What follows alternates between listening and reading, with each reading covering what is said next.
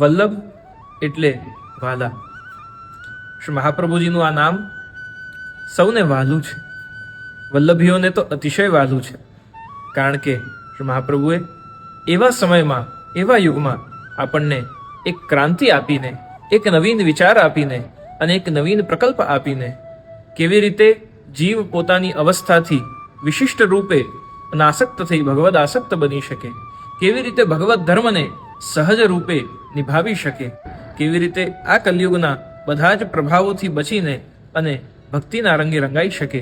એનો અગર કોઈ દિવ્ય માર્ગ આપ્યો હોય, એનામાં અગર કોઈએ ભક્તિ યુગમાં ક્રાંતિ લાવી હોય, તો